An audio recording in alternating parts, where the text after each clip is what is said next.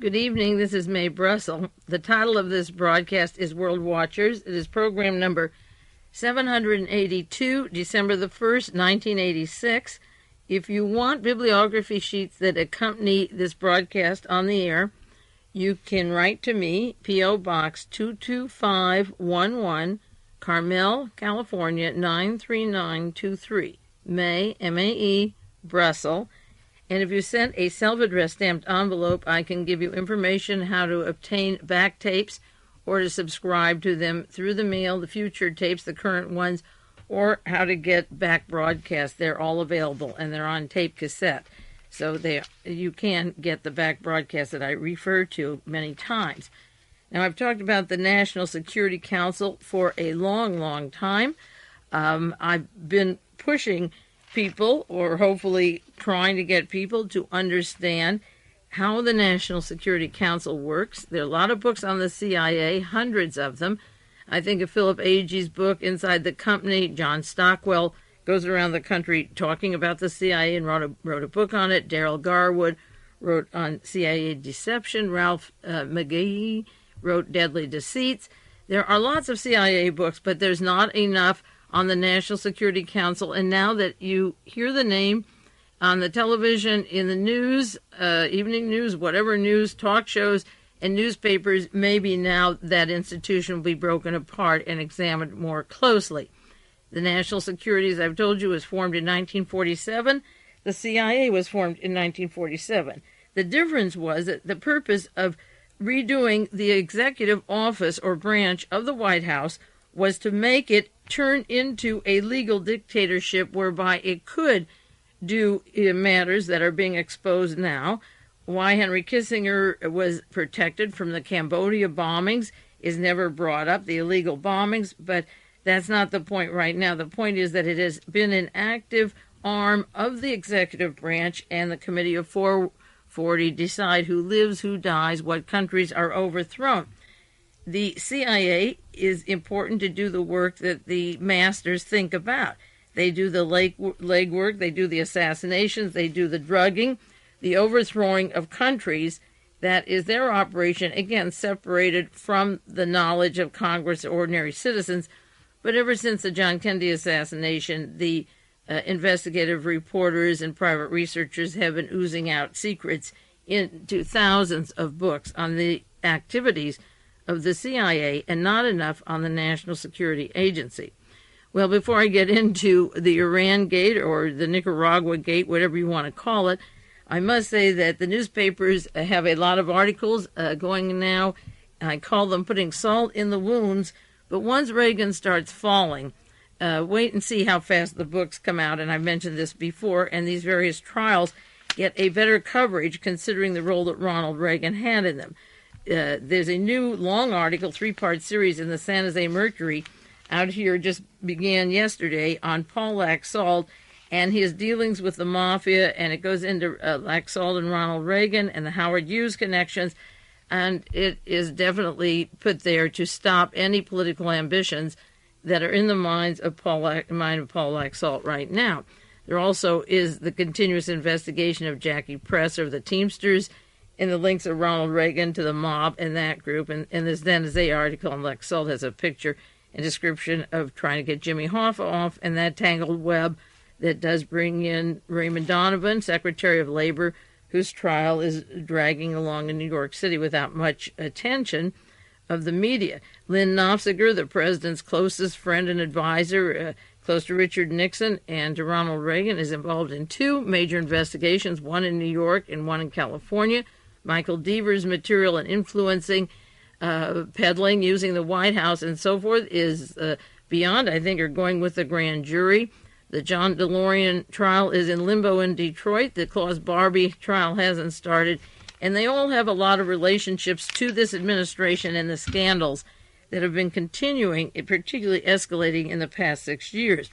The Wall Street Journal has a lot of articles just today as a sounding board of what's going on.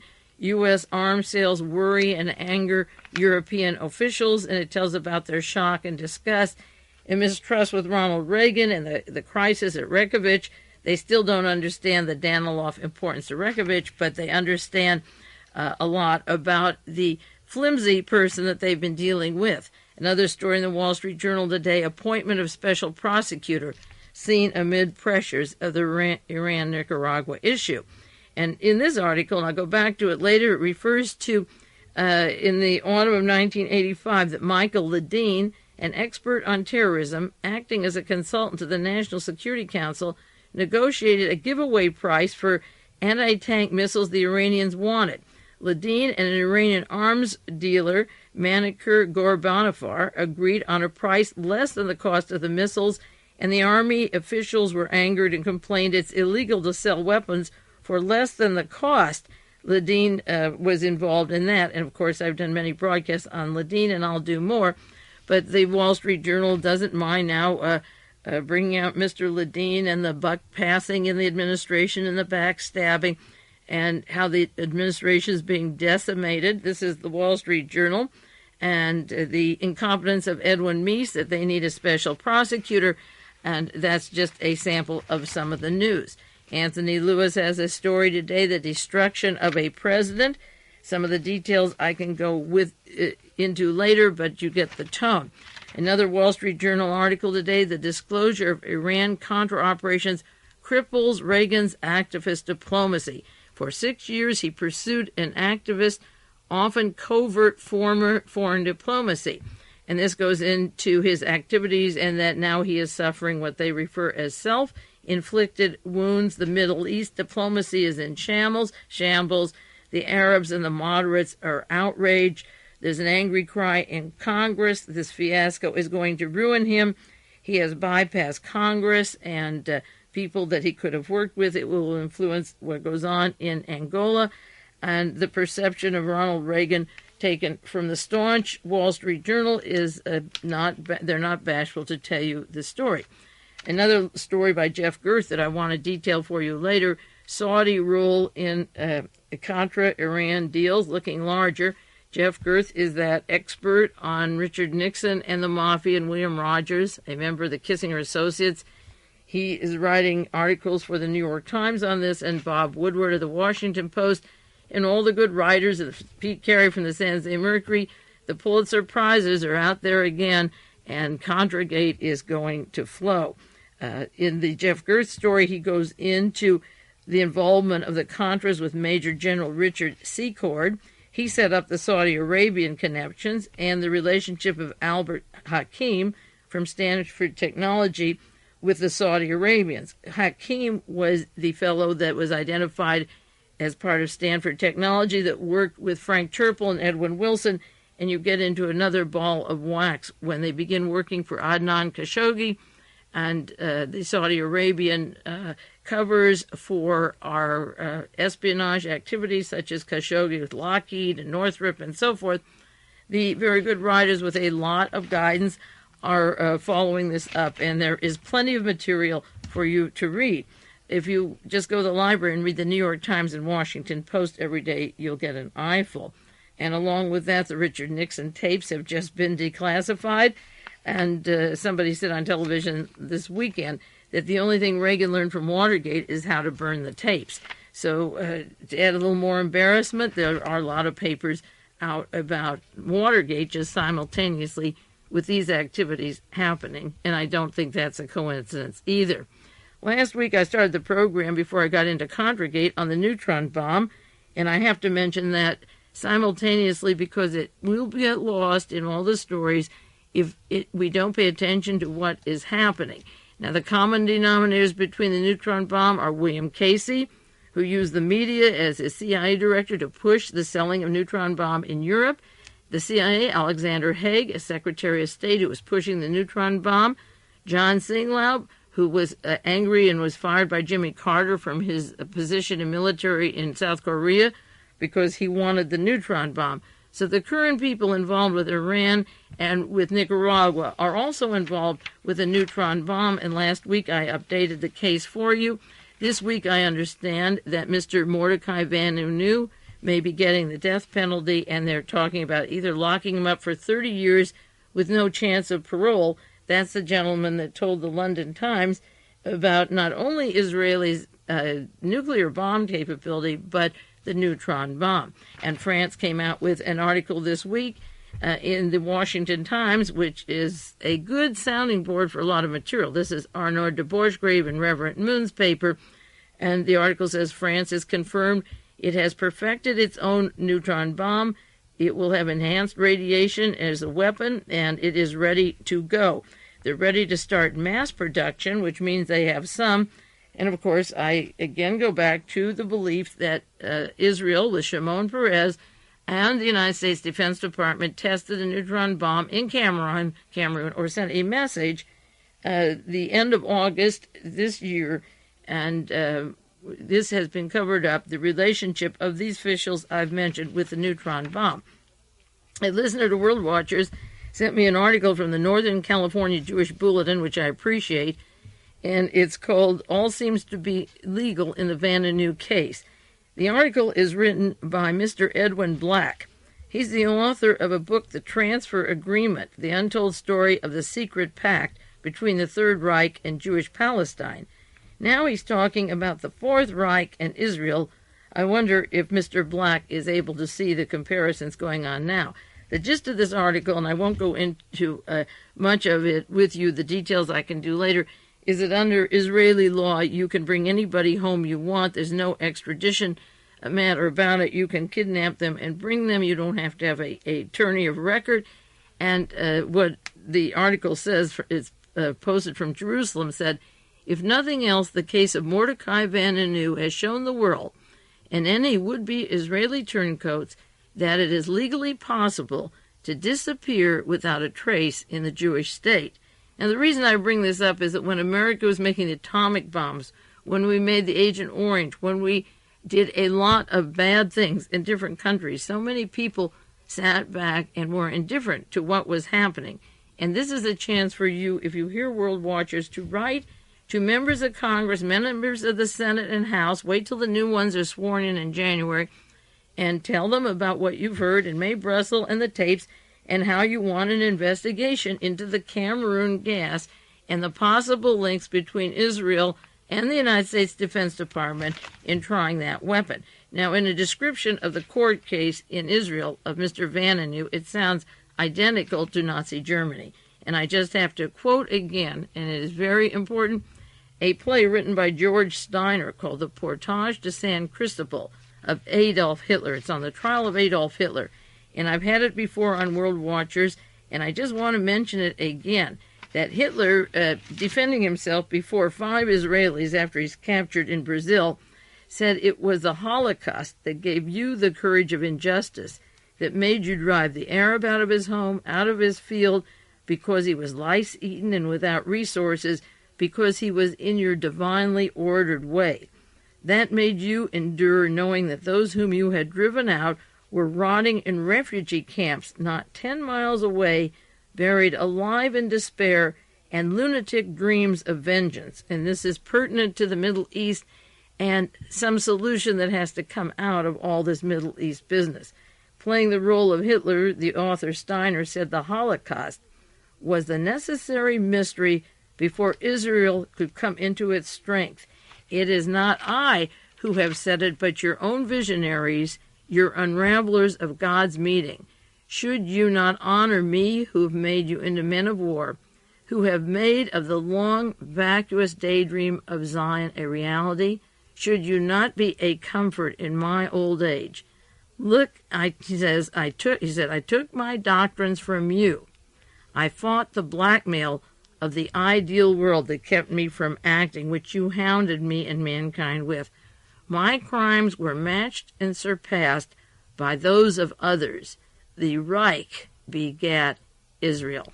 And it's a very powerful play, and I bring it up now because of the problems of the Middle East and the quiet attitude of sequestering Mr. Vanunu, possibly hanging him in Israel and burying the fact of what we have to live with now as France and other nations, in addition to America and Israel, multiply the neutron bomb. Now, August the 18th, just 3-4 months ago, on program number 767, I mentioned the CHRISTIC Institute. And on that broadcast, I didn't do enough that week, and I'm going to be doing more for many, many weeks. there's a group called La Pensa Project that I said could lead to the impeachment of Ronald Reagan. And I had that on the air with you, as I say, this past August. This is December the 1st. I said officials for criminal activities such as Theodore Shackley, John SINGLAUB, Thomas Cline, and Albert HAKIM, and HAKIM again is cited in the Jack Anderson articles, the Washington Post, the Wall Street Journal today, and many others are involved. This is a lawsuit that was filed by the CHRISTIC Institute May 29th, 1986. May 29th is the birthday of John Kennedy and Mae Brussell, and it's interesting, I love the synchronicity, that May 29th is the date they filed it on our birthday, and I said as of August 86, Reagan would be out of office because of the lawsuit. And now with the links of the money going to the Contras that ties to Iran, you can begin to see the story unfold.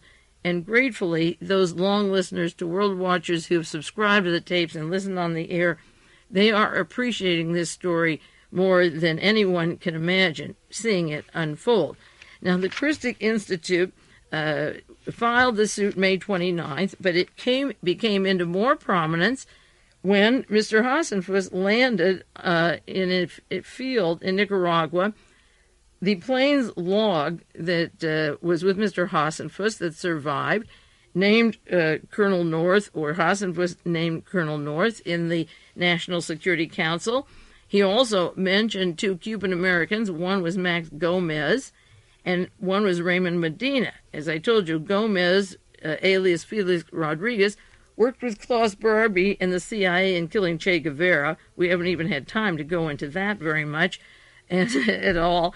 And the other Medina was Mr. Cirillis, who, when George Bush was CIA director, was working with the CIA and blew up Air Cuba, and they were also part of the assassination of Orlando Letelier and Ronnie Moffett.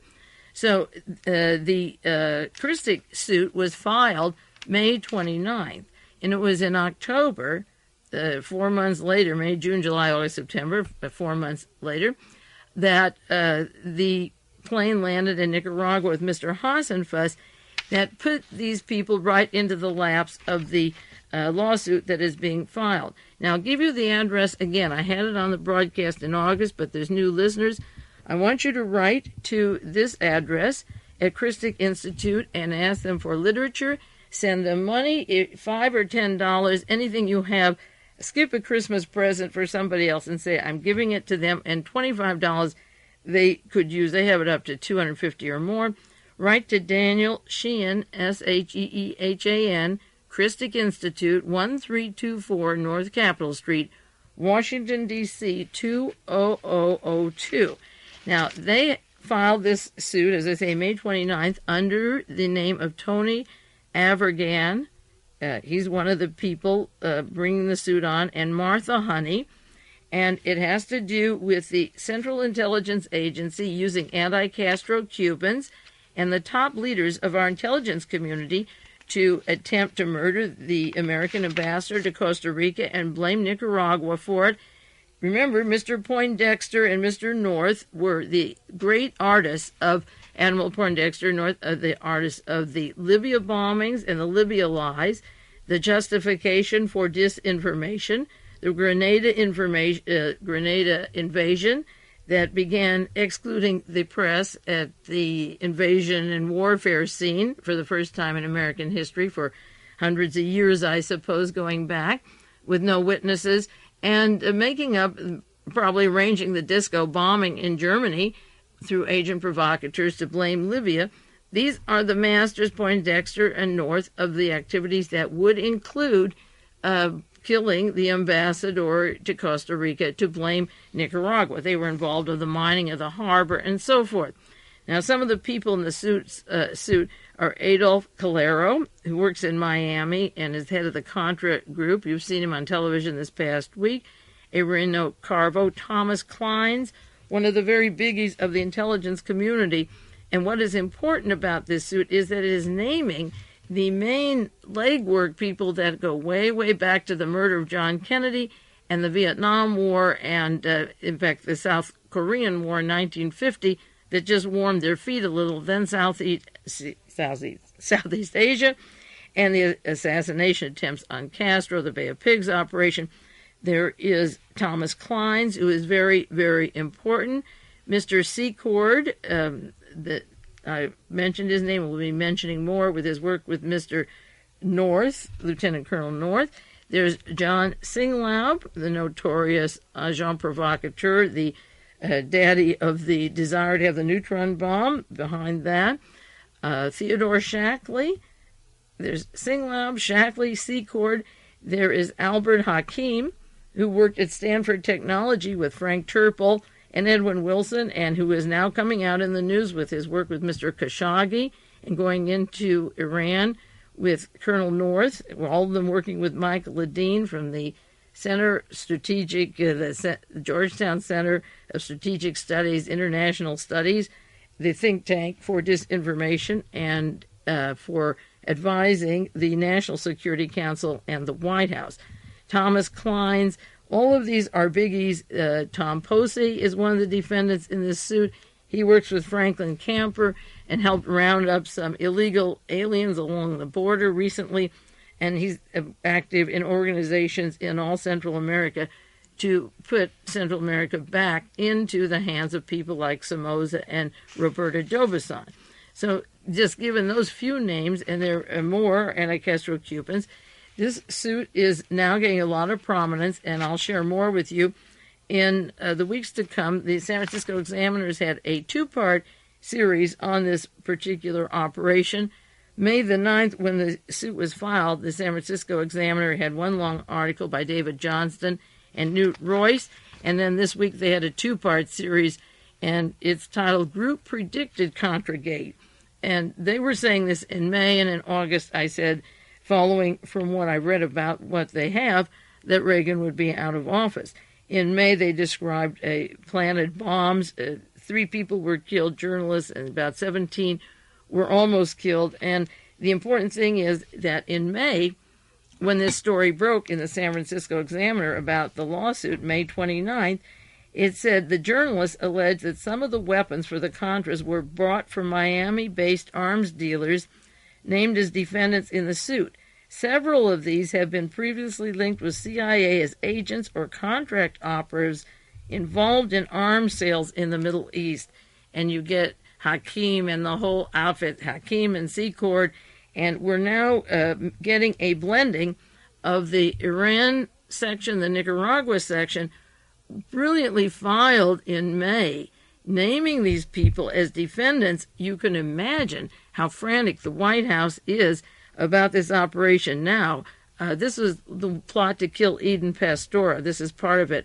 When he said that the CIA was taking over the whole Contra deal, it was the Somozans and the CIA. And, of course, a defendant in this is Adolfo, I mentioned Calero. Also, Robert Owen, a United States consultant who raised $27 million. Owen's name is on the flight logs of Hassenfuss and Cooper and Sawyer. So this suit is going to be represented by Daniel Sheehan. He's the person representing it, and he came through to understand these problems when he was helping persons that were housing Sandinistas or El Salvadorians in the Southwest, and he came upon these activities and latched upon a Mr. Hull, who has a ranch in Costa Rica, and it's his ranch where the cocaine deals took place, bringing approximately $10,000 to $25,000 a flight into the United States. And they came into San Francisco, and all of this was mentioned in the suit in May. They went also into Louisiana and into Miami, approximately $450 million a week of narcotics coming into the United States from these people. So you get a little overview of where this case is going in Washington, D.C., because Senator Kerry is carrying this and wants it opened, and now having the suit filed in May and naming these people. And with the news coming out about Iran and the Middle East money and the Contras, it's the very same people. As I say, the San Francisco Examiner had 2 long articles this week. One was titled Group Predicted Contragate, and it tells about the suit of the CHRISTIC Institute, how Mr. Sheehan spent the last 2 years investigating the links between the Contras, their private arms, the network, and so forth. And Capitol Hill was slow to understand the relationship of the Watergate scandal to what they call Contragate now. And this is something you're going to hear a lot about because it has to do with narcotics traffic. And this is something that George Bush was in charge of. He was in charge of, mentioned by Ronald Reagan, for the big campaign in Miami of narcotics trafficking. Remember a broadcast I did when he was first appointed on that, and on the evening news, he broke the name of certain people so they got off and fled, and he opened up that gate and let them out instead of rounding them up. That was George Bush.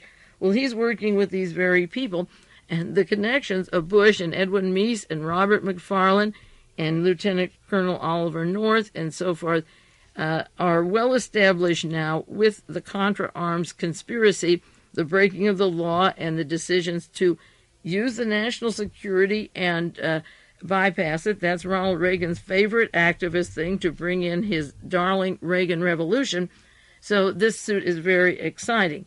Senator John Kerry, Kerry, Democrat from Massachusetts, he has asked again now with this new story for his office to open up evidence linking the arms pipeline, that's from Iran, set up by Colonel North, to the cocaine and arms smuggling operation tied to the Contras, so that the cocaine links are going to get out in the open.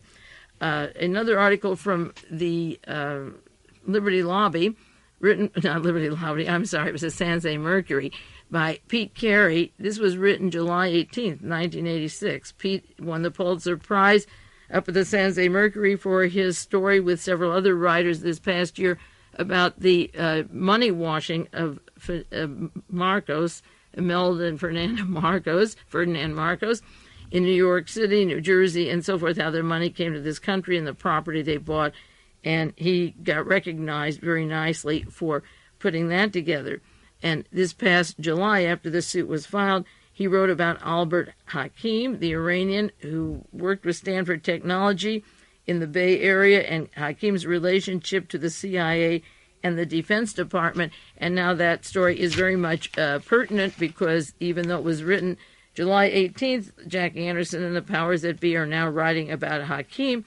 And once you lead him there to being a defendant in this lawsuit that was filed, and working with these names I've mentioned, like Theodore Shackley and Mr. SECORD and so forth, and Frank Turple and Edwin Wilson, you get into a ball of wax that is going to be impossible for this Congress to cover up. I mean, I've seen a lot of cover-ups, but I don't think they can do this very easily.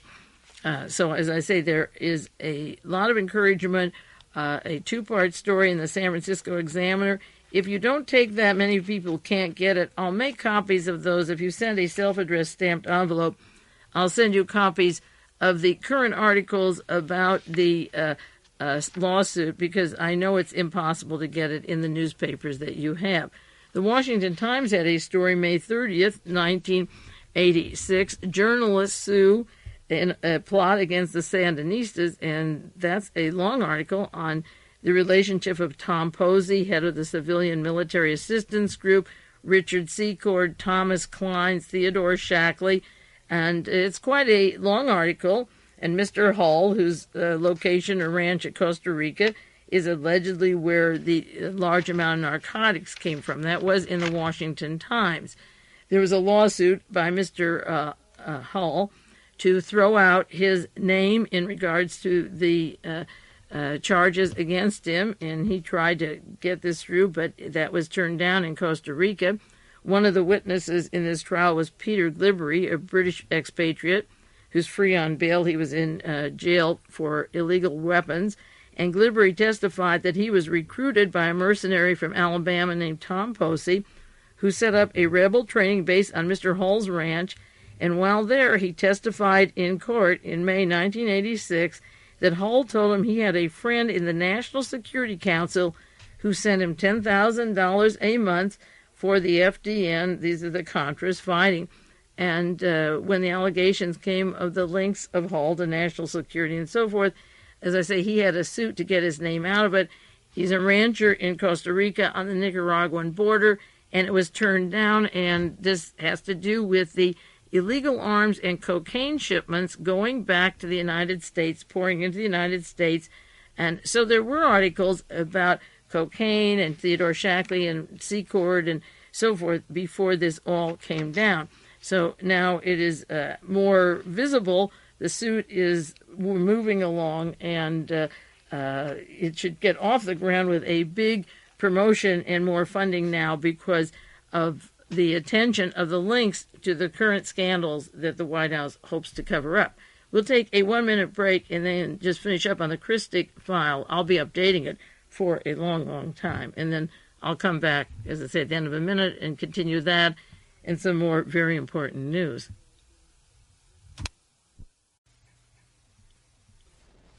This is Mae Brussell. This is the second half of World Watchers, program number 782. I might mention for new listeners, there's always new listeners, the old-timers remember these names, some don't. When I talk about Theodore Shackley or John SINGLAUB or Richard SECORD or Albert HAKIM or Thomas Cline, I don't expect you to remember all those names or where they weave in and out of these stories. Many of you know you can't. It's very difficult unless you have books or make a study.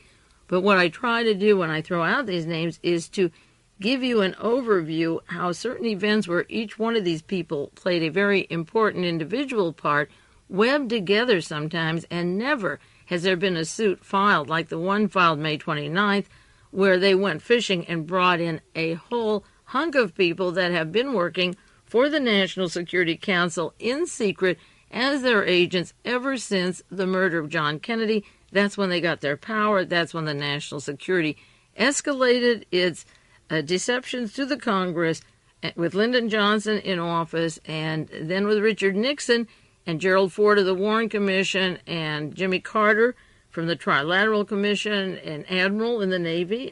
He went to West Point. He wasn't an admiral, but he graduated, not West Point, Annapolis. And the takeover of the country gained power when Nixon was in, of course, with Henry Kissinger and Zbigniew Brzezinski under Jimmy Carter, and Reagan thought he was home free. Now, just getting back to that suit, the London Times had an article May 4th, 1986, United States probes Contra link in drug and murder plot. American authorities are investigating reports that the Nicaraguan Contra rebels in Central America and their supporters have taken part in drug trafficking, arms smuggling, conspiracy to murder an American ambassador, and to bomb his embassy. And it goes into violations, obviously violations of the law.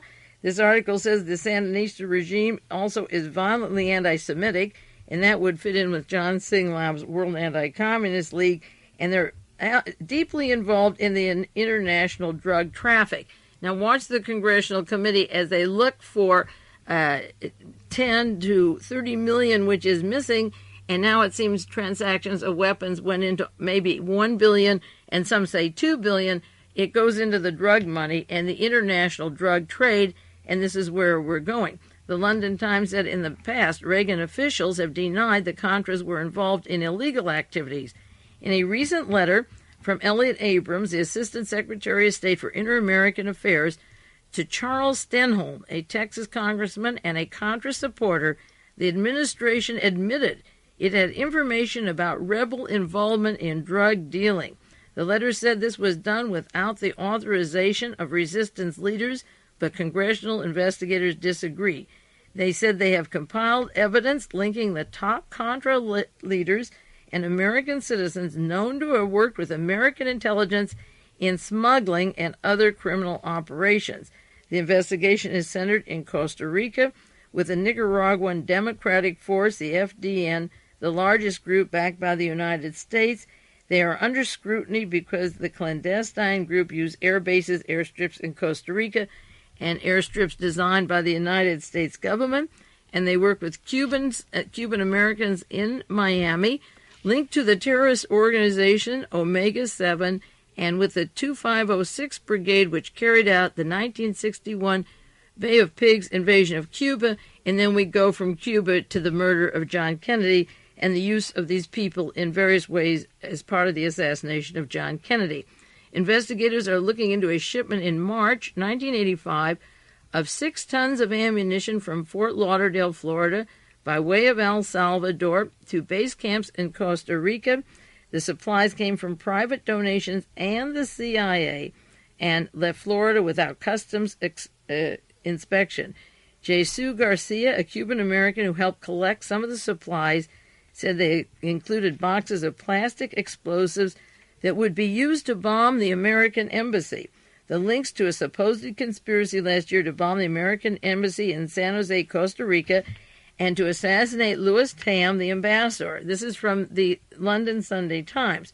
Contras in Costa Rica said the idea was that terrorist acts could be blamed on the Sandinistas, and this goes back to Admiral Poindexter and Mr. Colonel North, and they would therefore provide the pretext for direct American intervention into Nicaragua. The conspirators apparently also planned to collect $1 billion bounty offered by Colombia cocaine barons to kill Tams because the American ambassador to Costa Rica now, when he was living in Colombia, had a crackdown on cocaine trafficking into the United States. He was American ambassador, and the story of the drugs, the assassination attempt, and so forth is very well described in the London Times. Also, May 31st, 2 days after the suit was filed, there was an AP story in the Washington Post. The CIA was behind the toppling of Mr. Eden Pastora. He was one of the people who was bombed, and this allegation that 3 people, they were killed, 3 were killed and 17 were injured. The purpose of that bombing was to kill Eden Pastora, and this story from the Washington Post tells about he had a rival group as against the CIA officer that was running the Contras. Pastora said the cover name of the officer was Armando, previously known as a CIA contact. Pastora's commander's military aide said that they would join the U.S.-sponsored group. There was a conflict of 2 kinds of groups, Pastora and his group, and some wanted to join the CIA group. Some deserted Pastora, and that led to the assassination attempt of Pastora.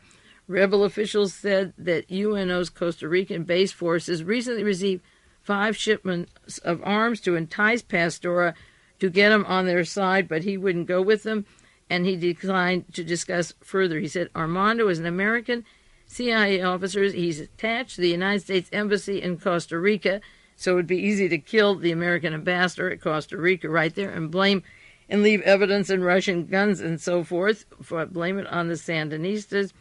And Armando offered military aid to Pastora if he would join their group. He refused, and because of that, they tried to kill him, and the result now is a $23.8 million suit naming Mr. William Shackley, who's president of a Washington-based risk analysis firm, and those Theodore Shackley, rather, not William Shackley, Theodore Shackley and his associates, and that was from the Washington Post, May 31st, 1983.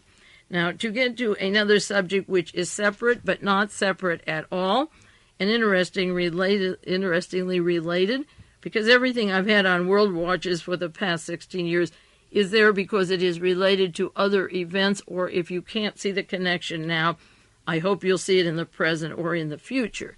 This next Monday, on December the 8th, 1 week from tonight, is the anniversary of the murder of John Lennon. The night before he was killed, that was a Monday, the Sunday night when I was on the air, I was describing the assassination teams that were in place for when Ronald Reagan came into office and listed them, and I'll review them with you next week. But that was it seems like a long time ago.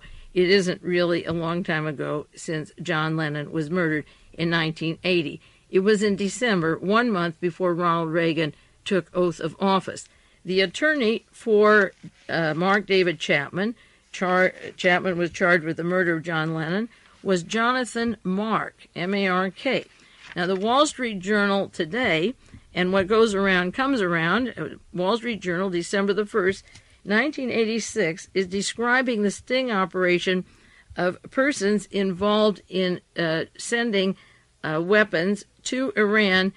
Simultaneously, 17 people were involved in sending them while Ronald Reagan was sending them, and he had this group arrested, It involved the late Cyrus Hashemi, who was murdered in July, and Mr. William Kunstler was saying on the radio and TV this week that they're going to exhume him because he was killed in London. It involves the attorney for Mr. Adnan Khashoggi, the well-known Saudi Arabian that I'll do more about later. But the Wall Street Journal mentions that one of the defendants in this case, and that's an international web of its own, the Guri Eisenberg from Israel, a key person in this particular arms for Iran. The attorney for Guri Eisenberg is Jonathan Marks, the same attorney that represented Mark David Chapman in the murder of John Lennon. And if you think that is a coincidence, I'll go back to things that I had on my broadcast as soon as John Lennon was murdered within the next week.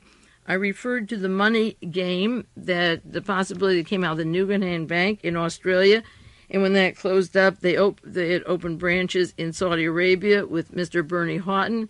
It involved our top admirals and generals, and Guggenheim had branches in Hawaii and a Hawaiian tourist agency, and it was out of Hawaii that Mark David Chapman met the woman that he would marry. I believe it was a marriage of convenience, of course, and linked the possibility of the Green Berets and counterintelligence in the role that Mark David Chapman had, and even brought up questions of the Jonestown lease and the events that were taking place at the time Mark David Chapman was traveling around the world being trained as the assassin for John Lennon.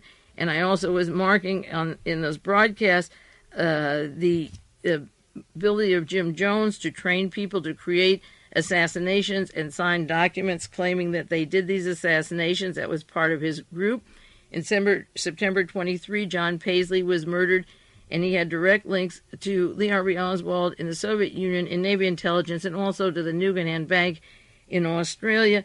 And I tied in the connections of Venezuela and Jonestown and Guggenheim Bank and Hawaii and Zurich, Switzerland, and London and Lebanon, the travels of Mark David Chapman hitting a lot of political bases 6 years ago, as soon as John Lennon was murdered, 6 years ago this week.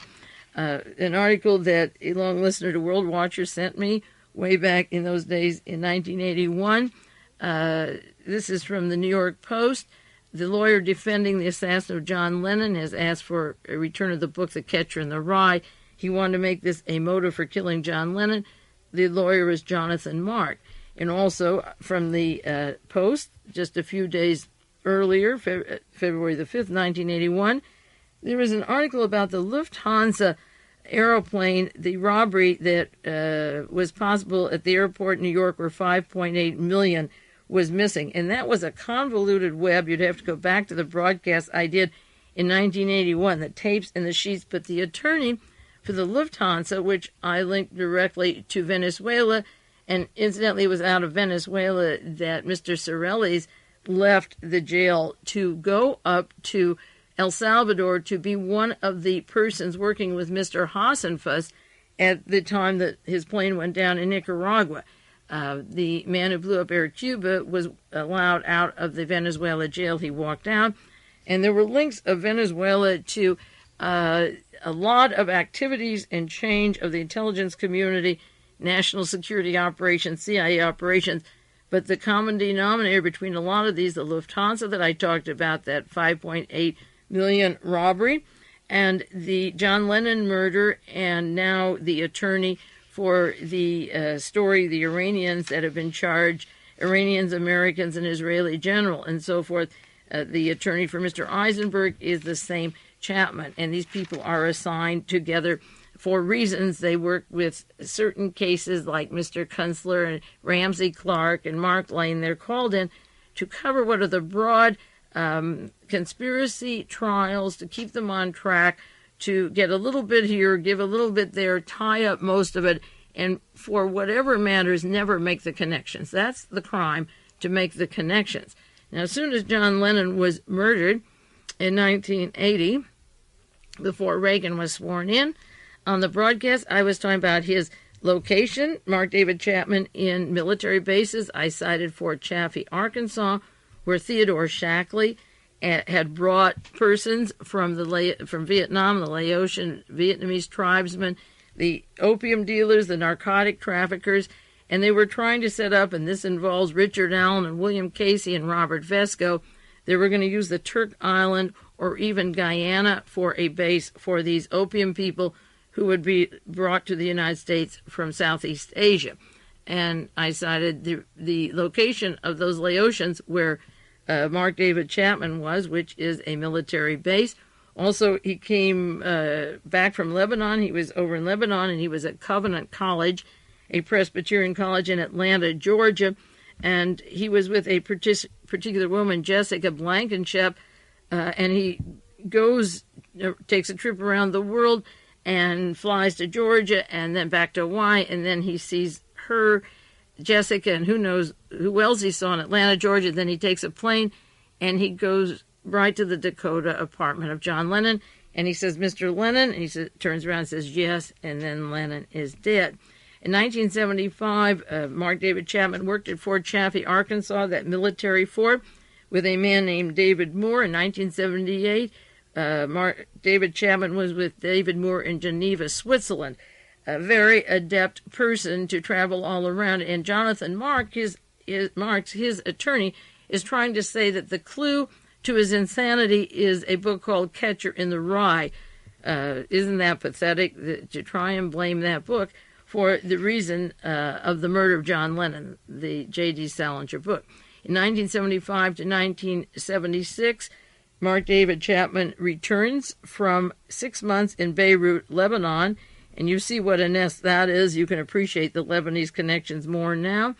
On December the 5th and 6th, he returns to Jessica Blankenship, at the Presbyterian College from Lebanon, and then December the 5th and 6th, he's with her in Atlanta, Georgia, before he goes up to the apartment in New York City. He goes to New York on December the 7th and kills John Lennon on the 8th. 1978, Mark David Chapman left the United States and went to Hawaii, and from there he took a trip around the world. He also collected art, quite an expensive art collection, and I cited his location in Tennessee and all the espionage relationships of possibilities he could have seen, and the fact that Guggenheim Bank had a travel agency in Hawaii called Pacific Holding Company, and that the woman that he was to allegedly marry or meet up with when he took this trip, or the cover story for his being or his central control, worked at a travel agency, and he was in South Korea, and as I say, he was with persons in Fort Chaffee that would have access to Frank Churchill and Mr. Theodore Shackley, people whose names are in the news now. And I also cited the relationship of David Moore in Geneva, Switzerland in 1978, and it was in Geneva where headquarters were set up by Edwin Wilson and Thomas Cline's an organization called TERSAM that had a lot to do with arming the PLO and killing Anwar Sadat to make Mubarak president of Egypt. So 6 years ago, I was talking about Theodore Shackley, Edwin Wilson, and Wilson and Churchill tie right into Mr. Hakim, who's a defendant in the suit of the CHRISTIC Institute. Shackley is a defendant there. Edwin Wilson is in jail. Robert Vesco and Frank Churchill are living in Cuba, which is the craziest story. Thomas Clines is a defendant in the CHRISTIC suit. So I think it's interesting that 6 years ago, I was naming people on the air, on World Watchers, responsible and part of the murder of John Lennon.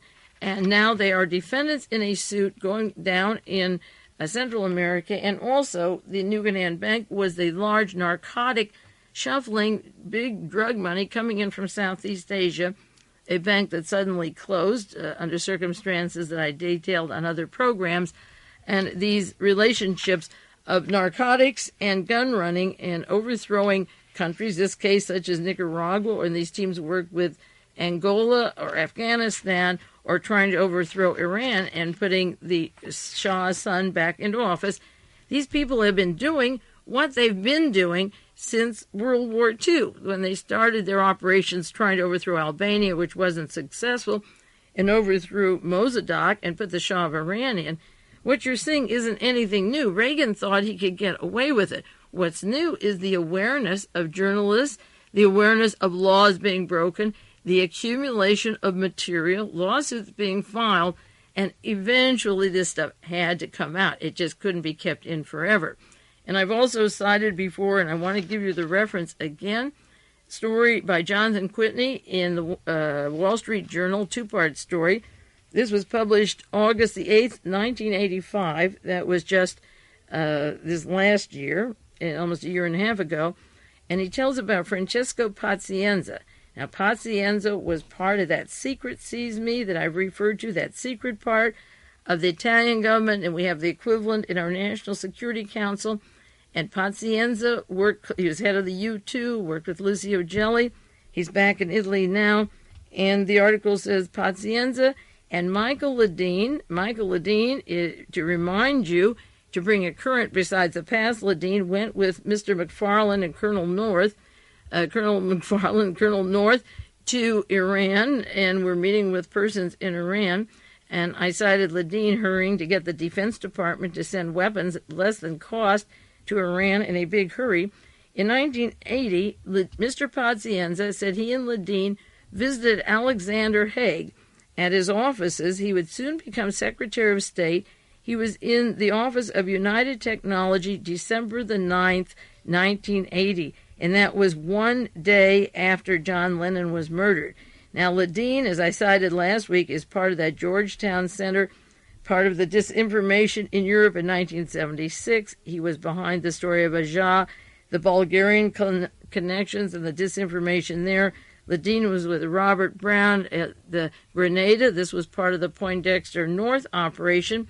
And going back now, he was in P2, Francesco Pazienza, the Italian fascist, the SS Gestapo group, not just the right wing, but the hardcore Nazi group, Pazienza and Lucio Gelli.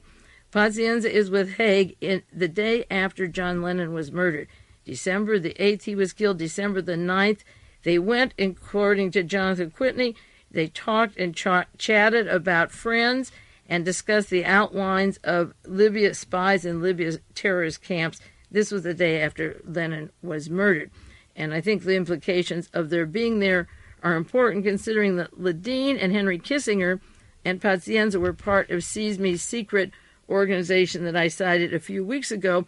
And that secret Seize Me that was in Italy, set up by Henry Kissinger and Alexander Haig, and LEDEEN could then be moved into the United States and help overthrow or take over the United States.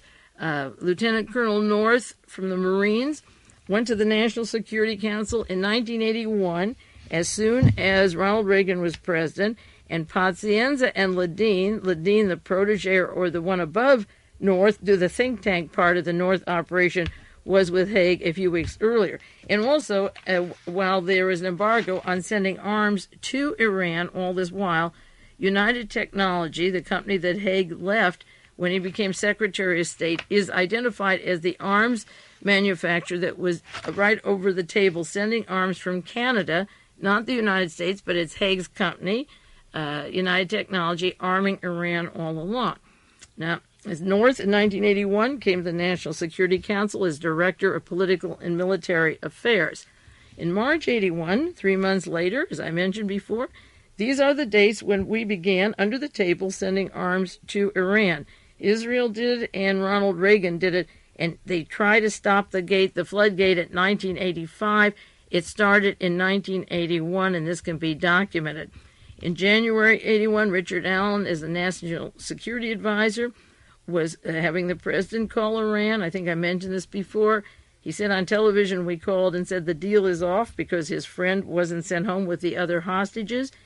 March the 30th, Ronald Reagan was shot, 1981, and George Bush and Alexander Haig would have taken over the government, and Bush has been linked directly to Mr. Lieutenant Colonel North, to the Iran Gate, to the Contragate, and we were going to have another coup in March 81, even though the president survived.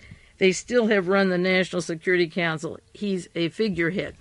May 1981, not 31, May 1981, John Paul II was shot, and in come Alexander Haig from NATO and Henry Kissinger in the P2 Francesco PAZDIENZA, the people that met in 1980, December the 9th, 1980, in the offices of United Technology, in Haig's offices, and Frank Turpel, who trained Agee, the same man that worked with Mr. Hakim in the sending arms to Iran. Turpel trained Agee, and along came the story of the Bulgarian Russians that tried to kill the Pope. These were the creators of it. This is Admiral Poindexter's doing. He wasn't in office at the time. Mr. Robert McFarlane was there. First, Mr. Clark, Judge Clark, Reagan's old crony at the National Security, but Richard Allen was the National Security Advisor. He wasn't kicked out yet at this time. And Richard Allen started the Georgetown Center for Strategic and International Studies. It came, I told you, from money from Germany. Allen was a National Security Advisor. Bush was Vice President. Haig and PAZDIENZA, LEDEEN, and all of them. Going back, it's so interesting to see the names in the news now. And for those of you who can't remember, and who have religiously taken world watches and have kept your sheets, thumb back to those years, starting in 1980 when Reagan was going to be inaugurated.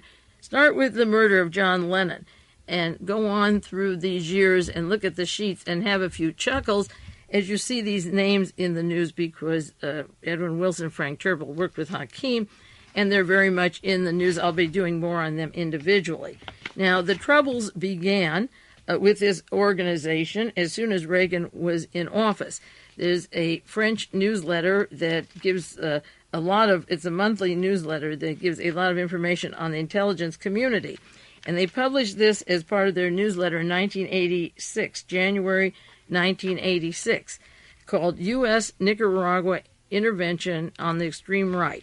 The Reagan administration, and in particular Lieutenant Colonel Oliver North, have been responsible for organizing Secret Service, secret private financial support for the Contra rebels in Nicaragua. The intention of the campaign is to circumvent congressional control and the limits placed upon the CIA and other official institutions.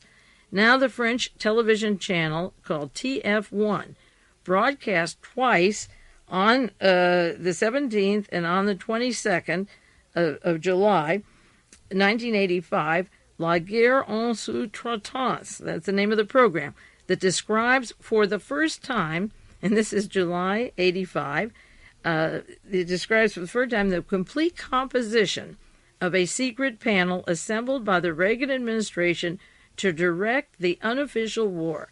The panel consists of General Edward G. Lansdale.